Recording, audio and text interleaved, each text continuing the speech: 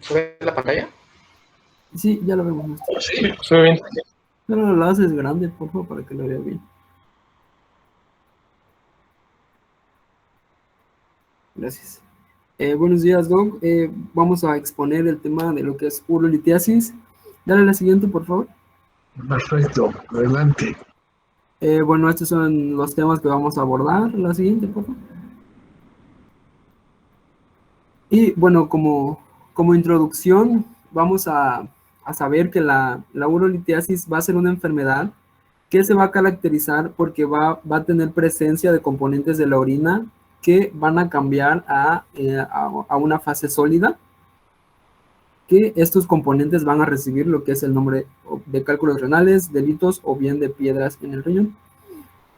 Va a ser uno de los padecimientos más frecuentes, sin embargo, no va a ser el más común, va a ocupar el tercer lugar en causas más comunes de vías urinarias, seguido de lo que es las infecciones de vías urinarias y padecimientos de la próstata. Va a ser más frecuente en varones que en mujeres y poco frecuente en niños. Mencionaba que esto bueno, no estaba tan claro como tal el por qué daba más en hombres que en mujeres. Sin embargo, había leído que es porque las mujeres contienen concentraciones más bajas tanto de calcio, de oxalato y de ácido úrico, y los hombres pues más elevados de estas sustancias. Y además las mujeres tienen más lo que es el citrato, tienen más alto, y esto ayuda a que no se formen lo que son los cálculos renales. Sin embargo, actualmente pues mencionaba que ya no hay una diferencia como tal, porque ya tanto hombres como mujeres sufren lo mismo, ya no hay una diferencia marcada entre los dos, y esto se debe a que pues la obesidad ya está afectando a los dos sexos, y este es un factor principal para que se pueda dar lo que son los cálculos renales. Y como dato, pues los litos pues existían desde civilizaciones más antiguas, y pues estos en su desconocimiento o en el querer entender, ¿no?, lo que les pasaba, pues incluso se hacían cirugías para tratar de explorar, ¿no?, de por qué morían, o el tratar de ver cómo podían ayudarlos.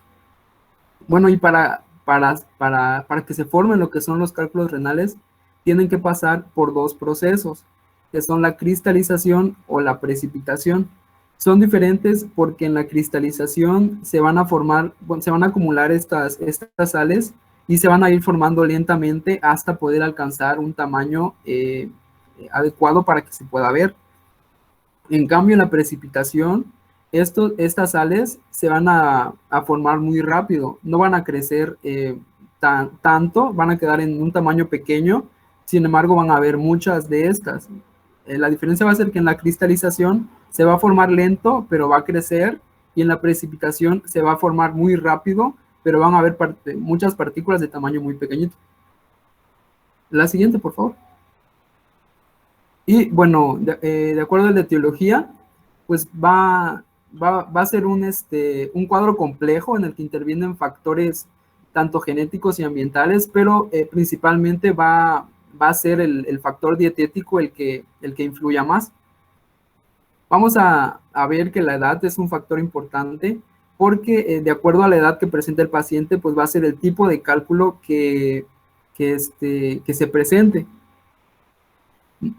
Mencionaba que es muy raro en la edad en jóvenes y adolescentes. Sin embargo, puede existir la posibilidad. En estos van a presentar principalmente lo que son los cálculos de cistina entre los 10 a los 20 años. Posteriormente, dentro de los 30 a los 50 años, se van a presentar más lo que son los de oxalato de calcio, y mayores de 50 años van a presentar más lo que son de ácido úrico.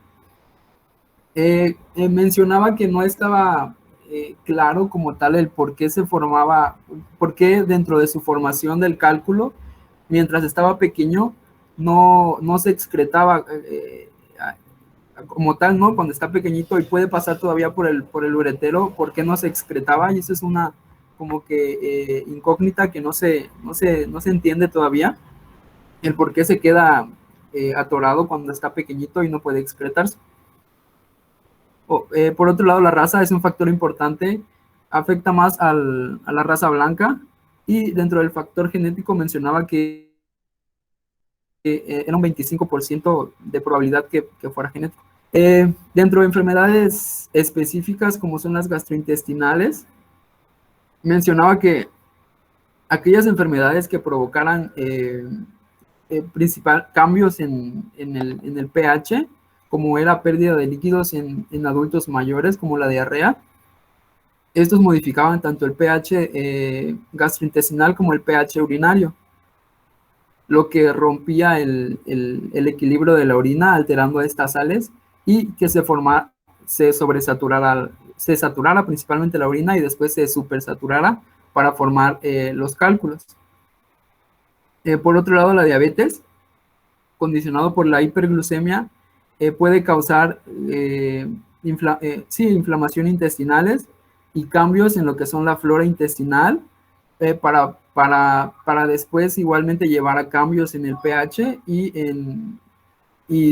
que estos no, dentro del aparato gastrointestinal, no se absorba adecuadamente, o bien haya un aumento de la absorción, especialmente de oxalato, y esto va a provocar lo que es el acúmulo de estas sales. Y como les decía, la obesidad influye un poco, porque estos excretan más lo que son oxalato, ácido úrico, sodio y fosfato, que estos se van a ir acumulando posteriormente para formar igual lo que son los cálculos. En la gota, pues en pacientes que presenten exceso de ácido úrico, y van a formar obviamente litos de ácido úrico. Y en el embarazo igual es un factor, sin embargo no era como aceptado como tal. Mencionaba que era por cambios principalmente hormonales, pero que no se entendía del todo, porque en mujeres embarazadas igual hay un aumento de lo que es el citrato, y el citrato ayuda a que no se formen los cálculos. Entonces era como que igual una incógnita que no se entendía del todo el por qué en las mujeres embarazadas. Y bueno, pero sabes, Alex, en qué se forman en el embarazo, cálculos de qué, cálculos qué, infecciosos. Sí, igual son factores que hay que tomar muy en cuenta en todo esto. Es multifactorial y hay muchas teorías sobre la formación de cálculos, pero lo que sí te puedo decir, si metabólicamente estás bien, hidratado, estás adecuado, tienes una alimentación adecuada y tienes una vida activa buena, las posibilidades de que tú tengas la formación de cálculos, y ahí englobamos todo. Porque hay gente que tiene hiperuricemias, trastornos metabólicos importantes, no tiene la enzima ureasa, que es la que va a desdoblar y aún así no lo entiende la gente, y va a tener cálculos de ácido úrico, que son los principales, los elementos del ácido úrico para las matrices, como son las teorías en la formación de cálculos. Así como también el tener un exceso en la ingesta de calcio, una anormalidad en la absorción intestinal. Vamos a tener también ciertos tipos de trastornos metabólicos que nos van a hacer que tengamos la posibilidad de hacer cálculos de oxalato de calcio o de fosfato de calcio.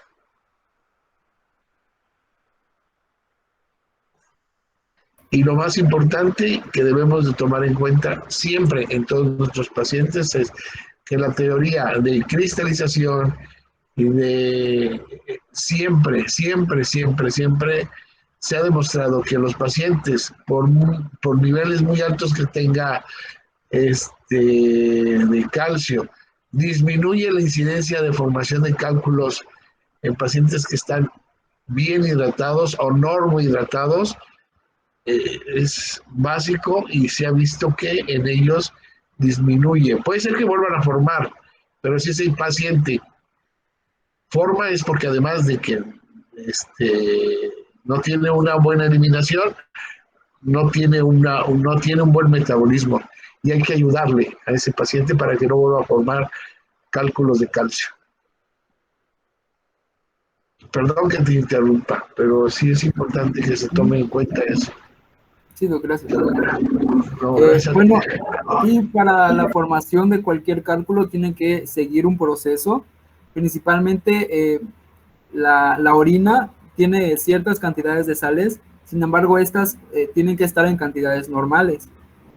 Cuando hay un exceso de estas, sucede lo que es la saturación urinaria para posteriormente llegar a la supersaturación cuando estas sales se acumulan de más y después de un tiempo llegan a lo que es la nucleación, que es la formación del núcleo del cálculo como tal, para posteriormente que esas sales que siguen llegando se sigan pegando al núcleo para formar el cristal como tal. Al haber un cristal, bueno, varios cristales juntos pueden juntarse para formar lo que son los cálculos, el proceso de agregación de cristales y formar el cálculo como tal para posteriormente retenerlo para finalizar con la formación del cálculo. La siguiente, por favor. Y bueno, de acuerdo a la etiología, pues mencionaba que había una alta recurrencia siempre que se tenga un episodio de litos, pues va a sufrir de uno posteriormente, ya sea al año, a los 5 años o a los 10 años, con un 50% de probabilidad. El más común pues es en 10 años con un 52%. Y aquí tenemos los ejemplos de cálculos más frecuentes. Tenemos que es más frecuente el cálculo de calcio en un 60-65% y que son los dos primeros de arriba y el primero de la segunda fila. Por otro lado tenemos a los de estrubita y los de ácido úrico que son de igual manera de 5 a 10 a 15%, y los que no son tan comunes pues son los de cistina, que corresponden de 1 a 3% de los tipos de cálculo. La siguiente, por favor. Bueno, ya que estamos hablando de etiología, tenemos que tener en cuenta cuáles son las zonas litológicas de México, o sea, en donde es más frecuente encontrar pacientes con litiasis. Bueno, en estudios realizados entre 2014 y 2016, se registró un porcentaje bastante alto de personas con nefrolitiasis en Yucatán, y esto está relacionado a la cantidad a la calidad y cantidad de agua que ellos tienen, ya que la calidad de agua de Yucatán pues no es tan buena, y esto también favorece a la creación de litos, aparte de las costumbres que tienen allá en cuanto a comida y a toma de líquidos. Sin embargo, a pesar de que Yucatán sea un evento aislado por ser parte del sur de México, encontramos que los países del norte son los más afectados por la urolitiasis. Como vemos ahí, también encontramos a Baja California Sur y a Durango, y en especial a toda la zona oeste del norte, o sea, noreste de México, como las zonas con más pacientes hospitalizados por urolitiasis por cada 1,000 habitantes. Esto es muy importante tomar en cuenta porque lo tomamos nada más por 1,000 habitantes en general. Sin embargo, le das a la siguiente tabla, por favor. La siguiente tabla, cuando pase la siguiente. Bueno, aquí encontramos también una tablita en donde podemos ver el porcentaje de hospitalizaciones por nefrolitiasis por la cantidad de hospitalizaciones totales, igual entre el 2014 y el 2016. Teniendo Yucatán como uno de los más altos para encontrar. Aquí lo que llama la atención es que en lugar de encontrar estados con hospitalizaciones frecuentes por 1,000 habitantes, encontramos aquí a Tabasco, a Morelos y a Jalisco como uno de los estados con más hospitalizaciones entre todas las hospitalizaciones por urolitiasis. Y esto pues también nos puede dar señal de que algo está mal en su sistema hídrico y claramente en sus costumbres. ¿Qué podemos encontrar aquí, aparte de este caso aislado de Yucatán, que pues Morelos y Jalisco, pues están también bastante cerca, ¿no? Y pueden compartir incluso tanto costumbres como sistemas de agua para poder tomar. Le das a la siguiente, por favor. Ahora, otra vez vamos a revisar los componentes químicos. Ya dejemos epidemiología a un lado, volvamos a lo que es etiología como tal, y encontramos los componentes químicos de los cálculos. Estos podemos dividirlos en 6 diferentes, iniciando por el oxalato de calcio, el fosfato de calcio, el mixto, que es la combinación entre el fosfato de calcio y el oxalato de calcio, los cálculos de ácido úrico, los de struvita, que ya nos habían contado, que es fosfato de magnesio con amoníaco, y la cistina, que es el último, pero ese prácticamente es, no va a ser muy frecuente encontrarlo porque pues ahorita les voy a decir, ¿no? Entonces, los factores importantes para poder encontrar estos cálculos, aparte de las cosas que podamos ingerir, van a ser el pH de la misma orina. Encontremos que en el oxalato de calcio el pH ácido va a ser un predisponente para poder encontrarlo. Sin embargo, en el fosfato de calcio tenemos un pH elevado, o sea, alcalino. Cuando lo tenemos mixto, que va a ser el 80% de las veces que encontramos pacientes con cálculos, lo vamos a encontrar alcalinizado. Luego, en el ácido úrico lo vamos a encontrar bajo, porque pues, ácido. En el estruvita vamos a tener un pH alcalino y en la cistina pues vamos a encontrar un pH ácido. Sin embargo, pues como ya les dije, en la cistina va a ser hereditario, así que no va a tener mucho caso aquí el pH. Después, como ya les había contado, pues va a ser mixto el 80% de los cálculos. Y bueno, va a ser más frecuente encontrarlos después con un oxalato de calcio más elevado que el fosfato de calcio. Así que a pesar de que sea mixto, vamos a encontrar el oxalato de calcio como el componente principal de todos los cálculos.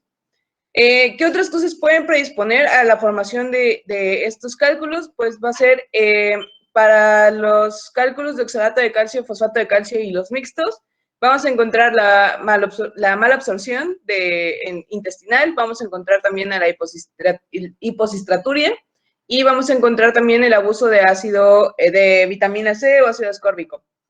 Cuando encontramos cálculos de ácido úrico, vamos a encontrar a la hiperuricemia como un predisponente bastante importante y un factor para encontrar estos cálculos. La ureasa positiva va a ser el característico de los cálculos de struvita y como ya les había comentado varias ocasiones, la cistina va a ser por un factor hereditario, así que cuando tenemos pacientes con estos factores, pues vamos a encontrar que es de herencia y aquí no vamos a poder hacer nada para impedirlo, más que ciertas cositas que ya les comentarán en el tratamiento y en la profilaxis de estos cálculos. Le dan a la siguiente, por favor. ¿Se escucha el micrófono? No. Ok, gracias. Yo les voy a hablar acerca de lo que es la litogénesis o la formación de lo que conocemos como litos o cálculos y vamos a ver que hay diferentes fases. Iniciamos, bueno, explicándoles brevemente, hay fases importantes que son la sobresaturación, la nucleación, la cristalización, la agregación, la retención y posteriormente la expulsión. Vamos a ir viéndolas poco a poco y vamos a ver las teorías. Iniciamos con lo que es la teoría de lo que es sobresaturación, que vamos a ver que, un ejemplo, una solución acuosa en la que estamos colocando una sal, se considera ya saturado cuando alcanza un punto en el cual ya no es posible disolver más cristales de esa sal. Entonces, cuando esta concentración de sal ya está saturada y sigue incrementando, llega un punto en el cual la sal ya no puede diluirse y en ese punto es lo que llamamos sobresaturación. Bueno, en esta etapa es cuando inicia la formación de lo que son los cristales y los cálculos. La concentración a la que se alcanza lo que es la saturación y comienza la cristalización es lo que se le va a denominar un punto de solubilidad termodinámico. Bueno, frecuentemente vamos a saber que la orina también está sobresaturada generalmente de lo que es oxalacetato de calcio. Que puede explicar más o menos el por qué este cálculo es uno de los más comunes. pero hay algunos factores que determinan la sobresaturación y que nos van a ayudar a que no se cree ese cálculo en sí, como son el pH y la temperatura. Ahora, ya vimos que está sobresaturada la orina, ya tenemos demasiada sal, demasiada concentración de sal y empezamos a formar los cristales. Vamos con la nucleación. La nucleación, para que todo cálculo en sí se forme, requiere de un núcleo, un ambiente que favorezca lo que es la precipitación, factores relacionados con la anatomía y la urodinamia que generalmente van a retener. Pero en sí, hablando de nucleación, la nucleación es el proceso en el cual se van a formar los primeros núcleos de los cristales en las disoluciones puras. Ahora bien, el número de núcleos formados y el tiempo que transcurre la saturación van a depender de la sobresaturación misma, de la concentración del soluto, de la concentración de las impurezas que son capaces de inhibir lo que es la nucleación. Y van a existir, como mi compañero ya les había mencionado, dos tipos de nucleación, que es la homogénea, la cual se da si el proceso ocurre de forma espontánea, y vamos a tener la heterogénea, la cual se da si el proceso se debe a que una partícula de diferente origen u otro contaminante se incorpora a la solución y actúa esta como núcleo. Entonces vamos a tener un poco de proceso más lento. ¿Le hace la siguiente? Vamos a tener también, eso es importante, que empezamos con las teorías. Las teorías nos tratan de explicar algunos factores que se involucran en la formación de litos y nos ayudan al desarrollar los mismos. Iniciamos con lo que es la teoría de matriz proteica litogénica, que acerca de esta teoría nos habla de que la mayoría de cálculos poseen lo que es una matriz de tipo proteica que va a favorecer lo que es la nucleación. Los componentes de esa matriz generalmente van a ser lo que es la hexosa y la hexosamina. Y la teoría en sí nos habla de que pueden servir como nido de agregación de cristales o como pegamento natural, por así decirlo, para adherir lo que son pequeños componentes de los cristales e impedir el paso adecuado de lo que es los cristales hacia lo que es las vías urinarias. Pero realmente, como les digo, es una teoría. Ahora, está también la teoría de lo que son el déficit de inhibidores.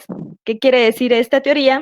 Se dice que lo que es la orina va a poseer en forma natural, ya por ende, un poder de lo que es la inhibición, que va a impedir la formación de lo que son los cristales en el estado normal en el que estamos nosotros, que generalmente a veces suele estar, como les había mencionado, sobresaturado, ya sea por un soluto como el oxalacetato de calcio.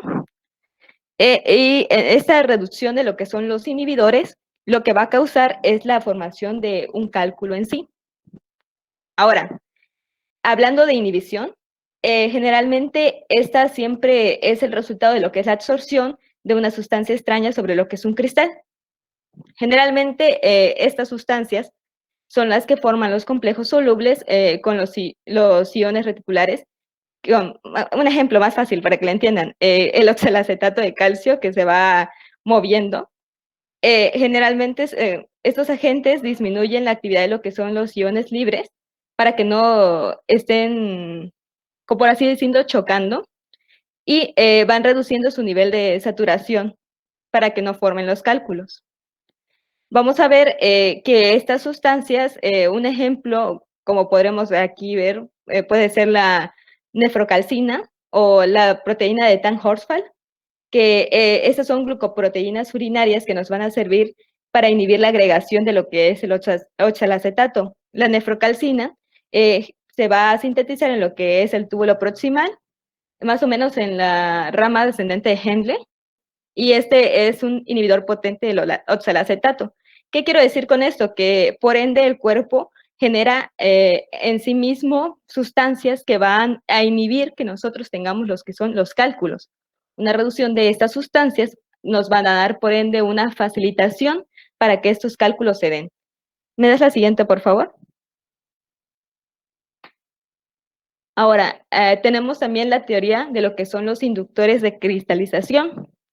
Esta es fácil, nos dice que generalmente hay una faz cristalina o una fase anterior cristalina que nos va a servir como inductor de una cristalización de otra fase.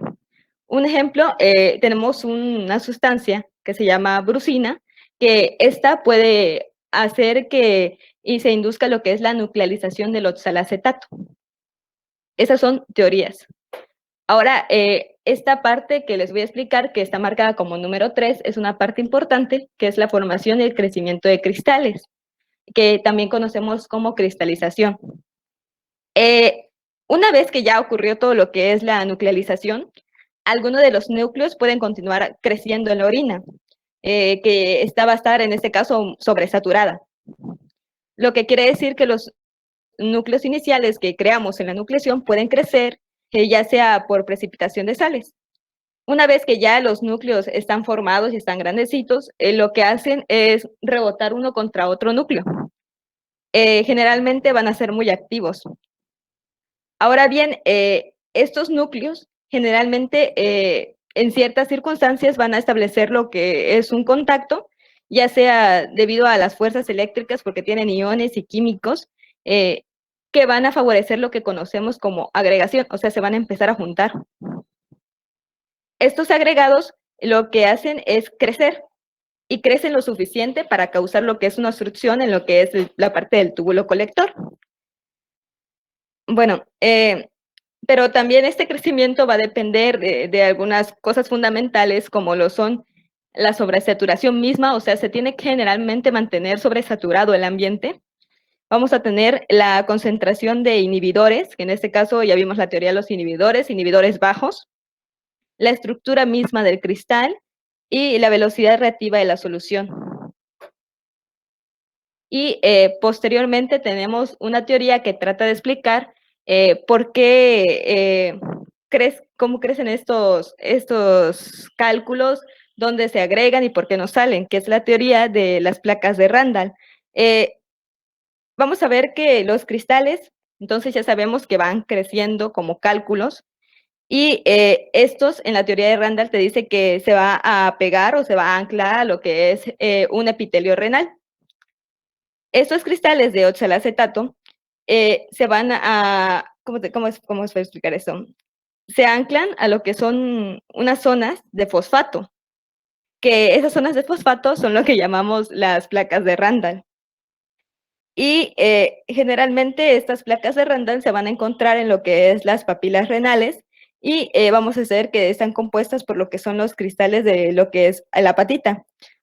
Volvemos con el ejemplo del oxalacetato para que entiendan que el oxalacetato de calcio, digamos que se adhiere a esta parte, a esta placa de Randall que está en las papilas, y estas placas de Randall permiten lo que es el crecimiento para formar ya un coágulo grandote, un cálculo grandote, ya un cálculo significativo, ya para posteriormente su salida, pero ya con de un tamaño bastante grande. Siguiente. Bueno, ese es un pequeño resumen de cómo va. Vamos a tener entonces ya así que la litogénesis, generalmente el factor principal es la sobresaturación o el aumento de concentración de la saturación.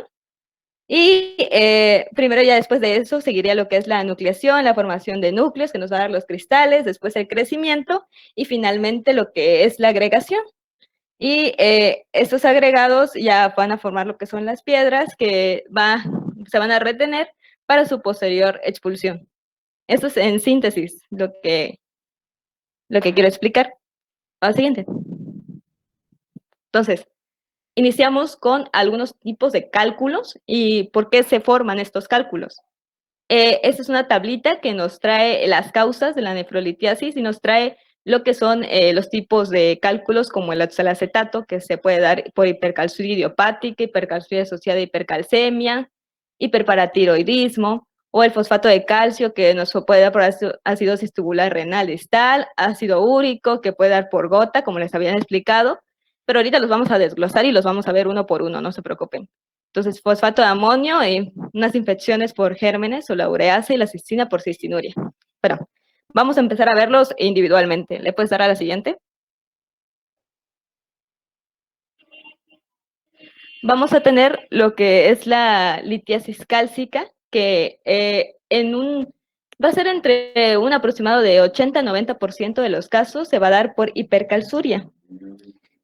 vamos a tener que la hipercalciuria se va a dividir en diferentes tipos, que uno de esos va a ser la hipercalciuria absortiva, que generalmente esto nos habla de que una ingesta normal de calcio, que en promedio, como ya lo habíamos visto en nutrición, es como de entre 900 a 100 miligramos por día.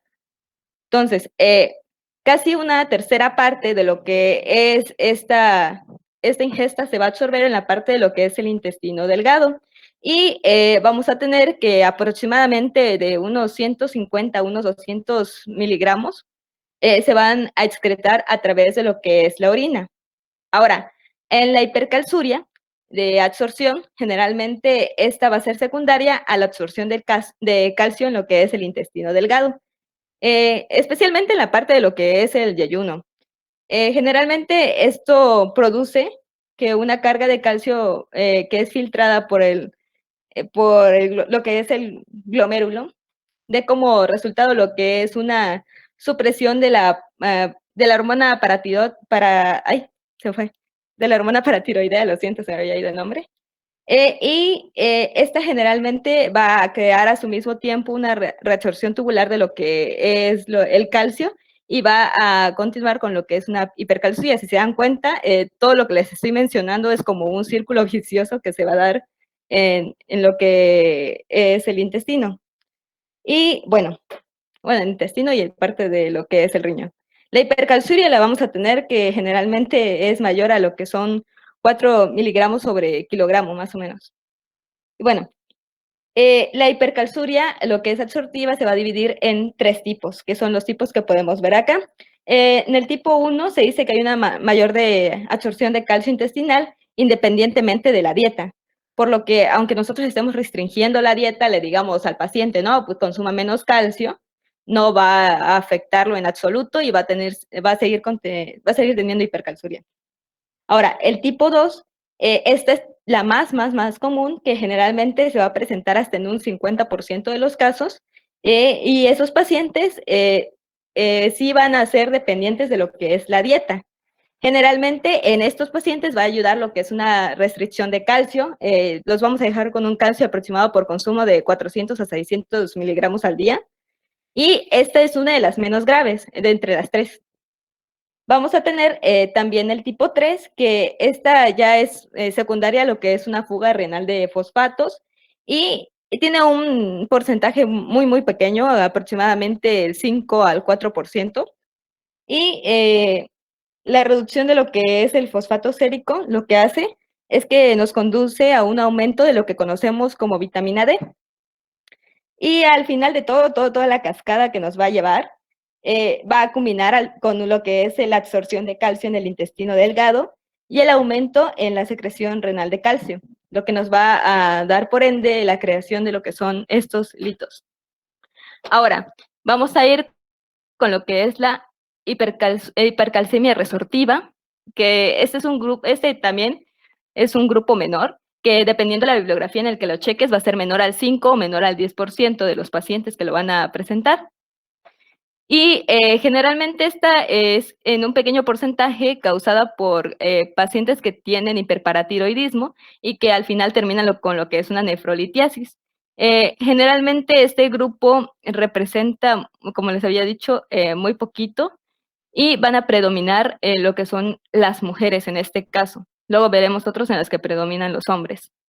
En ese tipo, lo que va a hacer es que hay una mayor producción de lo que son las hormonas paratiroideas y generalmente ya se deban a diferentes causas, como por ejemplo un adenoma en lo que son las glándulas de la paratiroides, y van a producir esto una hipercalcemia, una fosfaturia y una hipercalciuria. Y esto es lo que va a hacer que la orina empiece a ser más ácida, se acidifica y ya va a causar lo que es la nefrolitiasis. Y por último, en la tercera vamos a tener lo que es la hipercalciuria renal, que esta ya vamos a ver que es un poco más anatómica, que esta se causa por lo que es una falla tubular que va a desencadenar lo que es la pérdida de calcio por la orina y ya nos va a llevar a una disminución de lo que es el calcio sérico. Esto a su vez igual vuelve a ser otra como un círculo vicioso porque a su vez nos produce un aumento de lo que es la hormona paratiroidea y esta hormona hace que se aumente la absorción de calcio intestinal y así se empieza a crear lo que es el bucle de otra vez. Tenemos mucha secreción de calcio a través de la orina y empieza a crearse lo que es el cálculo. Siguiente, por favor.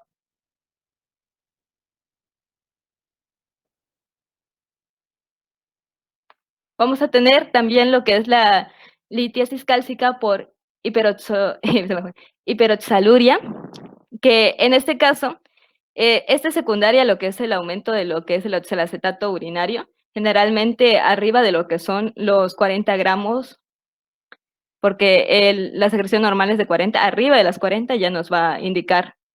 Generalmente esta se encuentra a menudo en los que son en pacientes con una inflamación intestinal.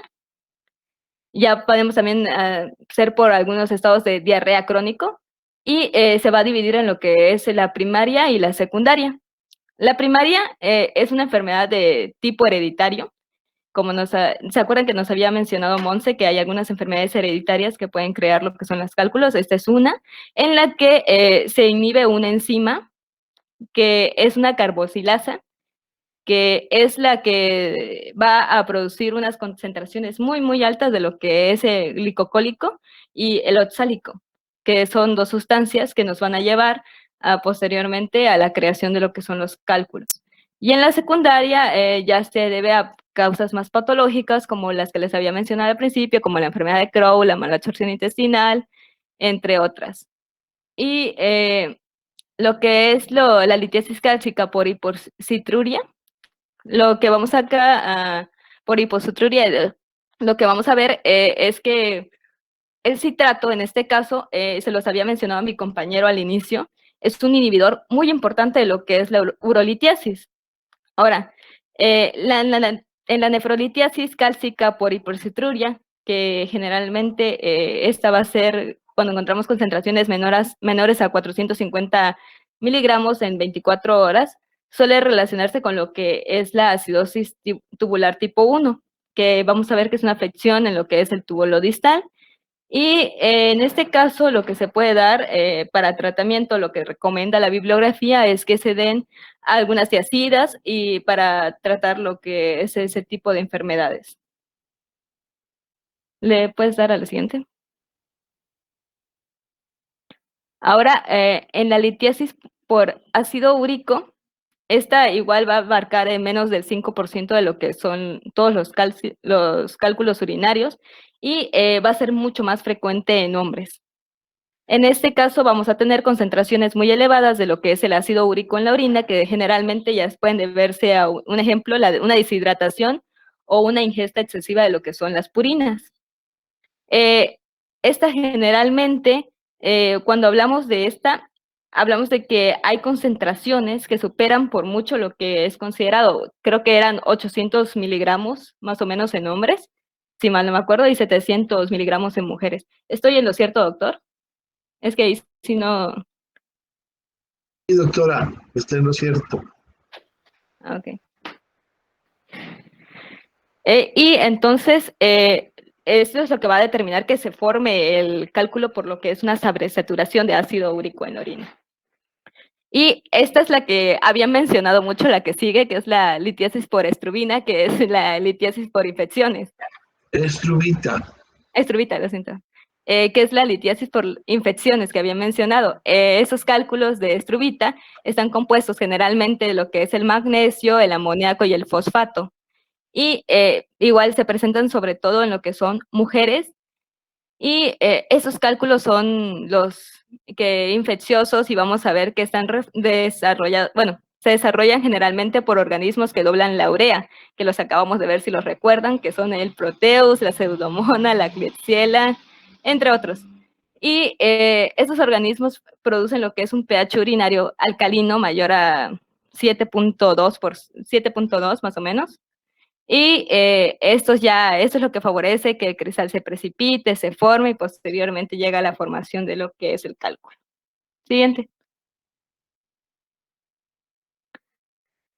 Y lo que es la litiasis por xantina, en este caso vamos a ver que la xantina son secundarios a lo que es una deficiencia de la enzima xantina deshidrogenasa principalmente, la cual es la que cataliza lo que es la oxidación de la hiposantina a lo que es la santina, y posteriormente ya va de esta santina a lo que es el ácido úrico. Entonces, casi el 25% de los pacientes con esta deficiencia de enzima van a desarrollar lo que es estos cálculos, pero no todos. Eso es importante saberlo. Y generalmente estos cálculos o lo que son la exploración van a ser de tipo radiolúcidos y de color amarillo. Ahora, la litiasis por cistina, que esta es la última que les voy a hablar, es lo que es la cistoinuria clásica que se hereda de manera generalmente autosómica recesiva y es el causante de menos del 1% de lo que son los cálculos. Esta generalmente se va a excretar más de lo que son los 250 miligramos por día, lo que produce igual una sobresaturación constante y que a medida que lo que es el pH sube de 7, vamos a ver que la cantidad de cistina aumenta de manera exponencial. Empezamos a ver que la cistina se multiplica, entonces vamos a tener una sobresaturación. En sí, esta es una enfermedad que va a afectar principalmente lo que es el transporte de membrana de lo que son los aminoácidos, que hace que haya una pérdida renal principalmente de astina y ornitina, que posteriormente es lo que nos llevará a la causa de estos cálculos. Siguiente, por favor. Bueno, continuamos con la sintomatología. ¿No se escucha, doctora, ahí bien? Sí, perfectamente, José. Si se interrumpe un poco, me avisan, por favor, porque está un poco inestable mi internet. Bueno, hablando de la sintomatología, tenemos que la litiasis renal de las vías urinarias va a ser una de las principales patologías que va a depender siempre de la sintomatología para llegar a un diagnóstico correcto. Y esto debemos identificarlo desde que el paciente nos habla de su sintomatología, sus signos, sus síntomas, y lo que nosotros debemos hacer en la exploración para poder hallar el dolor y dar un diagnóstico certero. Dentro de las generalidades de la sintomatología de la litiasis, tenemos que los síntomas dependerán del sitio donde se encuentre localizado el cálculo. ¿Por qué hay que recalcar esto? Porque no va a ser lo mismo el dolor que vamos a tener con un cálculo incrustado tanto en el uréter proximal, medio, distal, como un cálculo que se va a incrustar a nivel renal. Van a ser diferentes irradiaciones del dolor. Otro punto importante va a ser que los cálculos que se encuentran en el sistema colector no dan sintomatología, a menos que haya un proceso obstructivo. ¿Esto por qué? Porque el proceso obstructivo va a ocasionar que a nivel renal haya una acumulación de líquido, lo cual va a llevar a una hidronefrosis, distensión de la cápsula renal y todos los procesos patológicos que van a ocasionar que haya una irradiación y una acentuación del dolor. Pero por lo pronto, si el cálculo no obstruye completamente la vía urinaria, pues este va a ser asintomático. Los cálculos piélicos o calicial se detectan de forma casual con el ultrasonido renal. Esto pues es muy importante porque no siempre el paciente va a darse cuenta de que tiene un lito a nivel renal o a nivel de los uréteres. ¿Por qué? Porque pues como les dije, algunos van a ser asintomáticos y no va a ocasionar algún tipo de dolor o malestar general a menos que haya una obstrucción, y por lo consiguiente, cuando el paciente a lo mucho se hace un diagnóstico de rutina, en este caso el más frecuente que sería el ultrasonido renal, pues ahí es cuando se va a percatar el médico tratante de que tiene un lito que, si bien no es lo suficientemente grande para producir un proceso obstructivo, pues ahí está, y corre el riesgo de que el paciente, debido a sus diferentes condiciones de hábitos alimenticios o por alguna otra causa externa o interna, puede que ese cálculo se haga más grande, haya una mayor proliferación y por lo consiguiente llegue a la obstrucción de la vía urinaria y por lo consiguiente a dar síntomas. Los cálculos pueden estar asociados a síntomas de tipo infeccioso. Deberá considerarse complicada por la simple presencia de litiasis. Cuando vemos que ya tenemos un proceso obstructivo del sistema de las vías urinarias, pues obviamente hay que atender al paciente de inmediato, porque si no, va a desarrollarse sintomatologías o patologías que pueden llegar hasta el grado de insuficiencia renal para el paciente. La siguiente, por favor. Bueno, hablando de un dolor que es característico de esta patología, va a ser el cólico renoureteral o nefrótico, también llamado nefrítico, perdón. Esto, una característica importante es que nos debe hacer pensar en la presencia del litiasis urinaria en alguna parte del trayecto ureteral, ya sea izquierdo o derecho, porque también recordemos, bueno, aquí nos habla de izquierdo o derecho, pero también hay que recordar que, pues ya por muy mala suerte del paciente o por cuestiones fisiológicas, también puede haber una obstrucción bilateral, y pues ahí ya es un problema mayor, porque esto ocasionará que haya una acumulación de orina en los riñones, haya una posterior hidronefrosis y por lo consiguiente, si no se atiende el paciente en una medida rápida, va a ocasionar insuficiencia renal.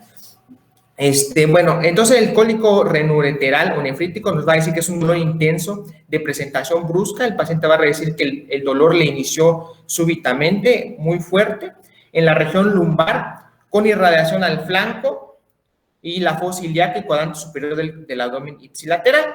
Pues esto lo vamos a percatar más que nada el clínico cuando le hace la exploración física al paciente, ¿no? Y por eso vamos a darnos una orientación de que es un tipo de dolor cólico renoureteral.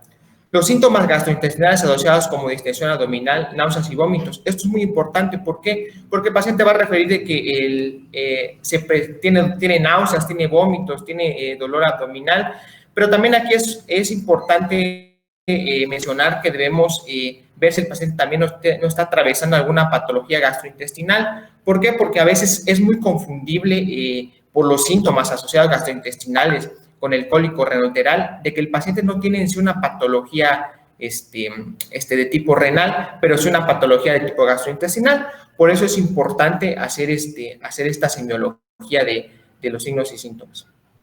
No está asociado a fiebre. Cuando vemos que el paciente llega sin fiebre, su fiebre está normal, 36 grados, pues obviamente nos va a dar un diagnóstico de descarte de este tipo de cólicos, a menos que ya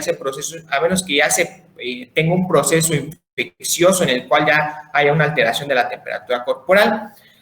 Como les decía, los cálculos, dependiendo a qué nivel del uréter se van a localizar, van a irradiar el dolor a diferentes tipos de zonas del abdomen, el cual va a ser, si tenemos un cálculo en el tercio inferior del uréter, esta se va a manifestar por dolor en la fosa ilíaca, con irradiación en la región lumbar, agregado a síntomas de tipo irritativo, como vimos en la primera subcompetencia, tipo irritativo disuria. El paciente se va a quejar de que le duele, le arde al orinar, tenesmo, goteo, va a ser todo asociado a tipo irritativo, de los síntomas irritativos, más dolor agregado, obviamente.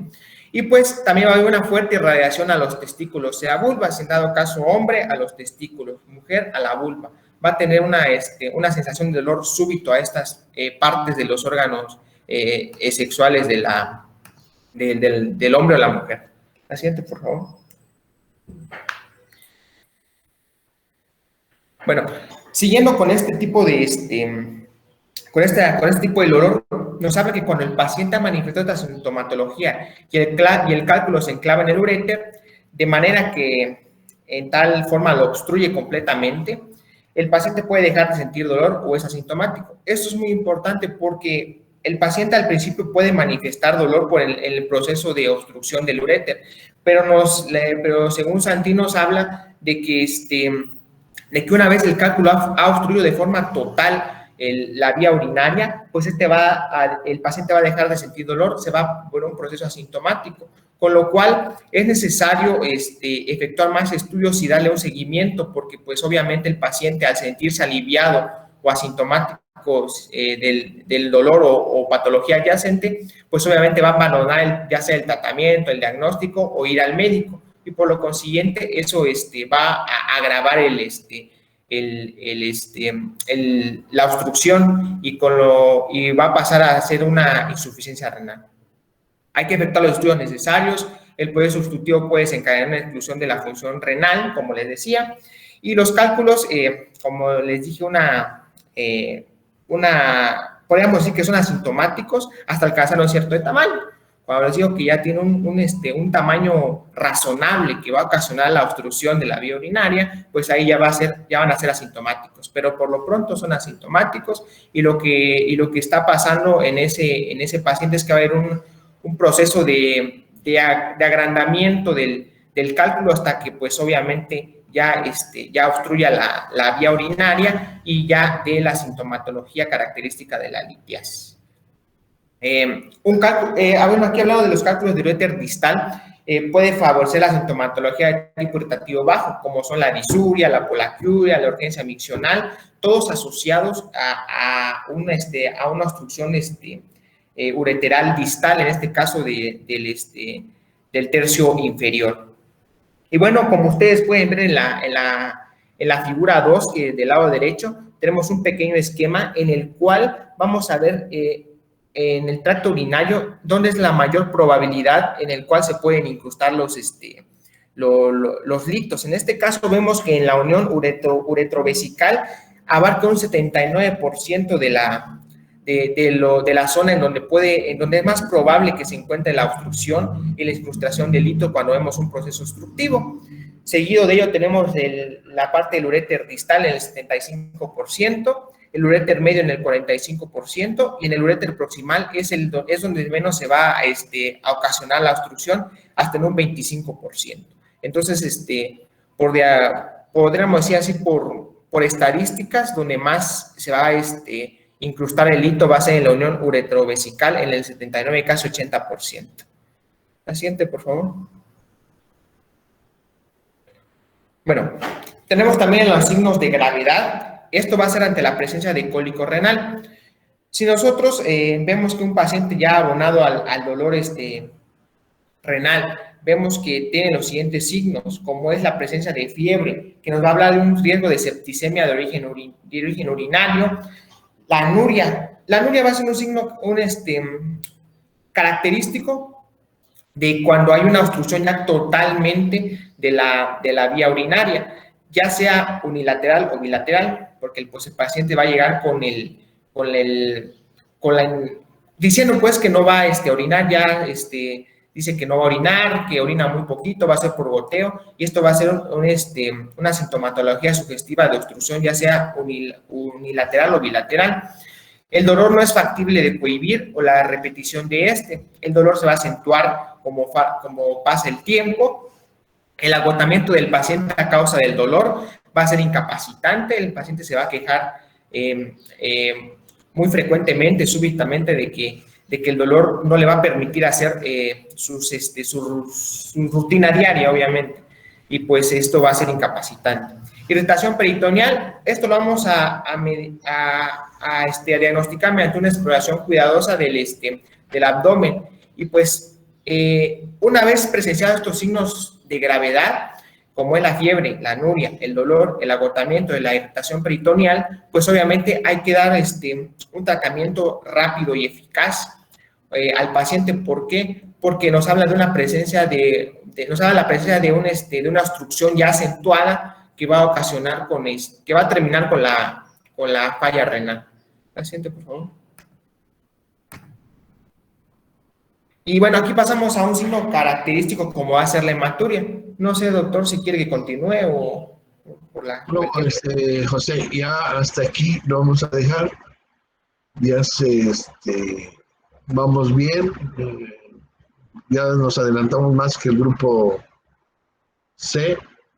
Entonces, hay que hacer algunas aclaraciones. Nada más decir que las zonas estrechas donde está el tracto urinario alto, que es el uréter, tiene 3 estrechamientos fisiológicos y que van a ser los elementos en donde más frecuentemente se van a obstruir el flujo urinario, y esos son la unión ureteropiénica, la unión, el paso de los vasos ilíacos y la unión intramural de la vejiga y el uréter inferior. El más pequeño es el intramural, que es el que tiene 5 centímetros y que tiene menos de 4 milímetros de diámetro.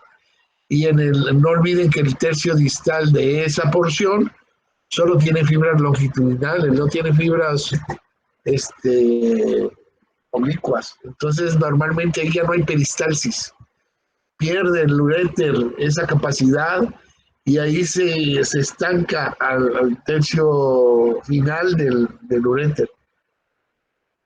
Pero no es hidronefrosis, vuelvo a lo mismo. ¿Qué es lo que pasa cuando se obstruye un riñón, un uréter? ¿Qué le pasa a ese uréter? Se dilata. Dilata. Dilata. Bueno, y se dilata de esa porción donde está obstruida para arriba. Y entonces, ¿qué está condicionando? Hay un aumento de la presión Aumenta la presión. Sí, pero ¿qué está condicionando al riñón? Bueno, que haya un reflujo en su... Bueno, No. menciona que hay una... Si se tapa el uréter y se dilata el uréter, ¿qué va a producir en el riñón? ¿Una hidronefrosis? Bueno, lo que estuve leyendo es que al final termina en una hidronefrosis, pero disminuye su función. Pero si tú tienes un paciente sano que tiene un dolor cólico ureteral severo, en el cual el paciente, en el momento en que se enclava el cálculo, pues va a empezar con todas las manifestaciones de una irritación peritoneal espantosas. Y entonces ese paciente, desde ese instante, empieza a ver dilatación del sistema pielocalicial. No está produciendo hidronefrosis. Lo primero que va a hacer es el riñón va a empezar a igualar presiones y va a dejar de filtrar, va a empezar a entrar ese riñón en reposo para que todo el flujo que tiene ese riñón, bueno, pues lo distribuye a través del sistema linfático y pare de alguna forma esa agresión que está recibiendo de regreso toda la presión, pero no está produciendo hidronefrosis, está produciendo congestión y dilatación.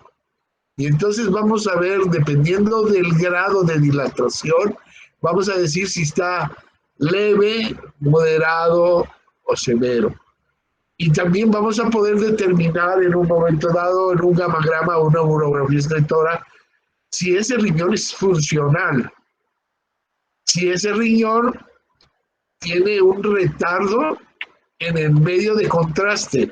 Y si ese medio de contraste no lo elimina en las 12 o 24 horas, entonces ese riñón está sufriendo. Ese riñón se está excluyendo y ese riñón se puede autoamputar.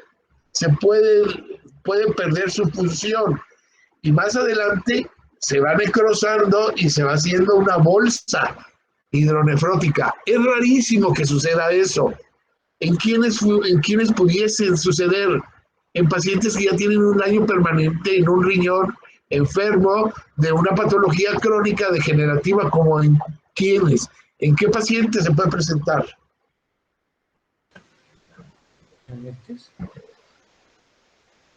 ¿Los pacientes diabéticos? En los diabéticos.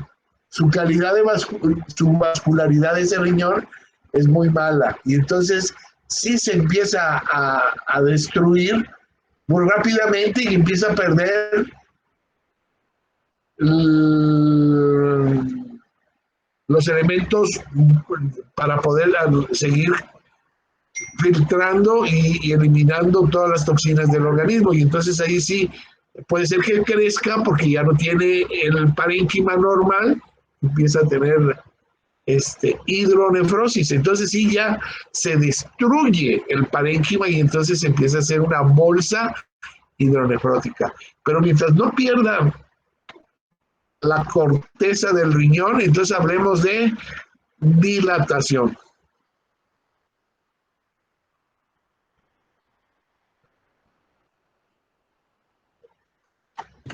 Ok, entonces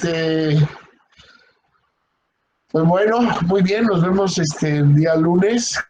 Continuamos con el tema y cualquier cosa, pues bueno, ya yo creo que la próxima semana estamos en el segundo examen.